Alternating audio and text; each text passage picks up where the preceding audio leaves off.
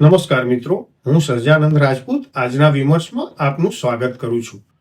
મિત્રો, તમારામાંના મોટા ભાગના વસ્ત્રાલમાં ગુંડાઓ દ્વારા ફેલાવાયેલા આતંક અને ત્યારબાદ અમદાવાદ પોલીસના ધમાકેદાર એક્શનની ઘટના વિશે જાણતા હશે. છતાં જો ના જાણતા હો તો આ વિડીયો જોઈ લો, જેમાં વસ્ત્રાલમાં કેટલાક લુખ્ખા તત્વો તલવાર ધોકા સાથે સામાન્ય લોકો પર સરેઆમ તૂટી પડ્યા હતા.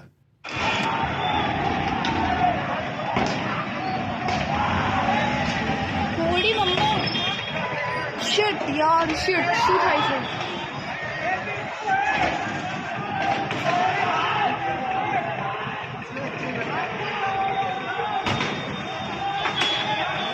જો બધા જતા આવતા હોય ને એમને મારે છે.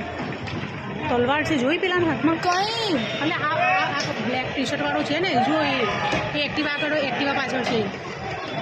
અરે બાપ રે, જોઈ જો જો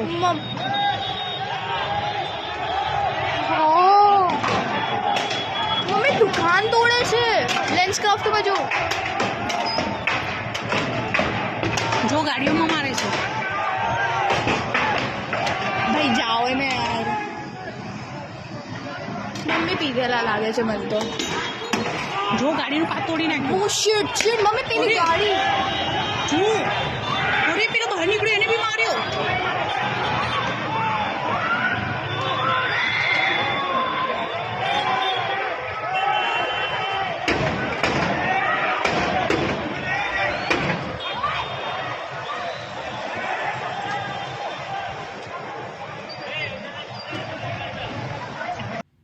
આ ગુંડાઓએ તેમના જેવા અન્ય તત્વોની સાથે અદાવતમાં ખુલ્લા રોડ પર છડેચોક લાકડીઓ તલવારો લઈને સામાન્ય નિર્દોષ નાગરિકો પર ઘાતક હુમલો કર્યો હતો. સામાન્ય નાગરિકોને ઈજાગ્રસ્ત કરી આસપાસ રહેલા વાહનોને પણ નુકસાન પહોંચાડ્યું હતું.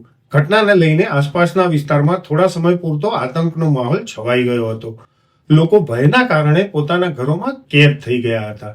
જોકે આ ઘટનાનો વિડીયો વાયરલ થતા પોલીસે તાત્કાલિક પગલાં લઈ 14 નંગોને ઝડપી લીધા હતા અને ઘટના સ્થળે તેમના રહેણાંકના વિસ્તારોમાં લઈ જઈ પોલીસની પોલિસી અનુસાર તેમની સેવા ચાકરી કરી હતી. પોલીસની આ સોશિયલ સર્વિસિંગના દ્રશ્યો પણ સોશિયલ મીડિયામાં વાયરલ થયા છે અને મોટા ભાગના લોકો પોલીસની આ કામગીરીને બિરદાવી રહ્યા છે. આપ પણ જોઈ લો.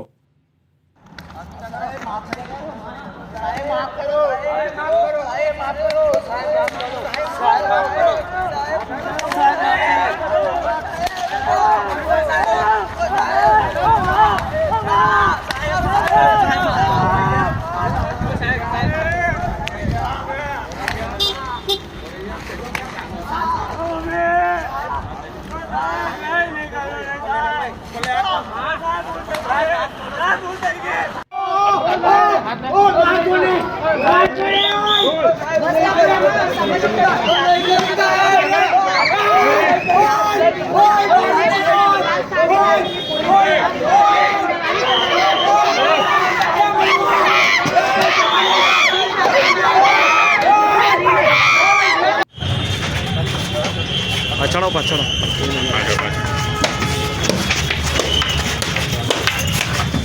રાહુલભાઈ નીચે આખો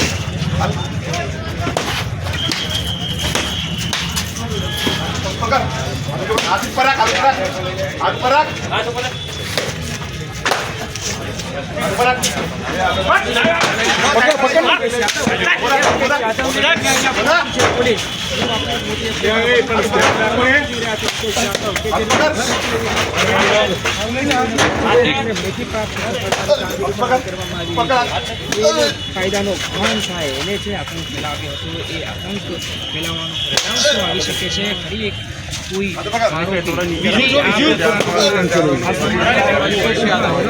ભાઈ થોડા પાછળ આવતો રહો, આપણે બધા સૈનિકો પાછળ આવતો રહો.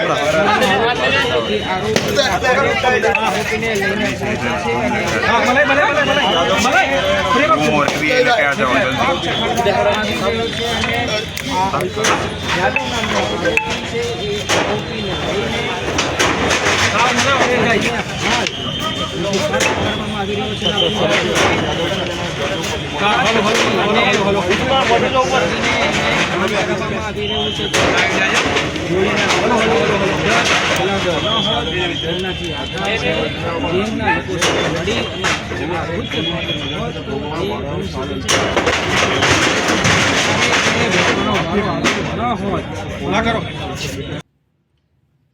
જો કે સોશિયલ મીડિયા પર કેટલાક લોકો અમદાવાદ અને ગુજરાત પોલીસને આના માટે જવાબદાર ઠેરવી એના એ જૂના અને જાણીતા સવાલો કરી રહ્યા છે કે હજી પણ ડ્રગ્સ વેચાય છે, દારૂ વેચાય છે, પોલીસ હપ્તા લે છે, વગેરે વગેરે. એક વ્યક્તિએ તો ગેરંટી પણ માંગી કે ફરીથી આવું નહીં થાય, એની પોલીસ ગેરંટી આપશે ખરી? વિશ્વના દરેક ખૂણે યુરોપ, અમેરિકા, ભારત ક્યાં પણ સંપૂર્ણ રામરાજ્ય નથી. આદર્શ પરિસ્થિતિ કલ્પનામાં જ હોય. લગભગ બધે જ ડ્રગ્સ વેચાય છે, ક્રાઇમ થાય છે જ. પોલીસ બેડામાં પણ ત્રુટીઓ છે જ.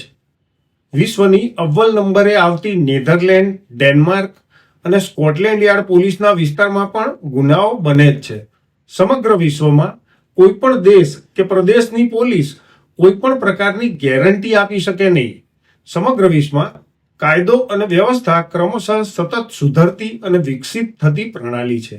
મુદ્દો એ હોવો જોઈએ કે પોલીસની કામ કરવાની પદ્ધતિ અને ક્ષમતામાં પહેલા કરતા કેટલો સુધારો છે.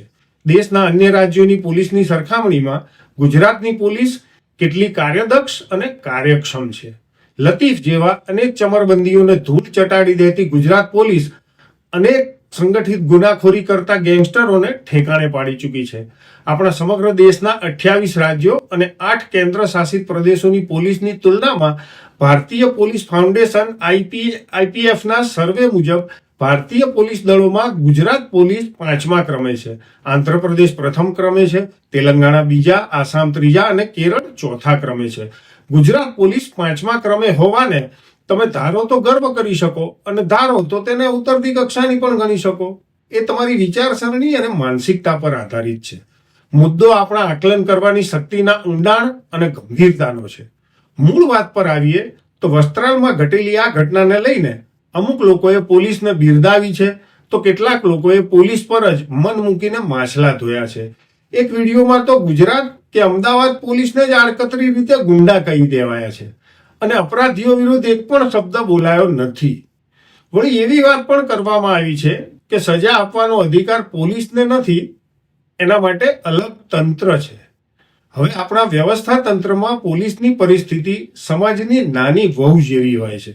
ઘરમાં કંઈ પણ ખોટું થાય તો દોષનો ટોપલો નાની વહુના માથે ઢોળી દેવાનો.